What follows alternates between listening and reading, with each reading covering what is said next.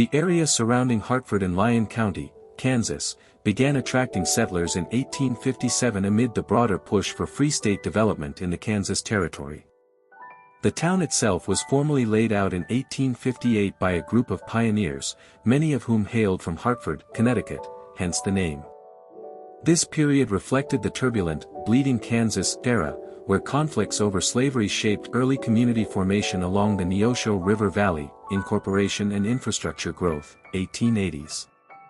Hartford officially incorporated as a city in March 1884, marking its transition from a frontier outpost to a recognized municipality. The arrival of the Missouri, Kansas and Texas Railroad, Katy Line, in the early 1880s spurred development, facilitating trade and migration. Key early landmarks included the establishment of Hartford Water Mills in 1873 for grain processing and the opening of a bank in 1881 with $50,000 in capital, boosting local commerce, peak prosperity and community expansion, late 19th to early 20th century. By the early 1900s, Hartford thrived as a rural hub in the Flint Hills region, supported by agriculture, milling, and rail transport.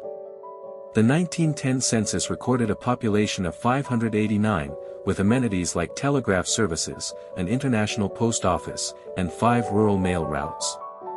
The town symbolized Kansas's agrarian boom, with residents focusing on wheat, livestock, and small-scale manufacturing amid the state's post-Civil War recovery, mid-20th century stability and challenges, 1930s to 1970s.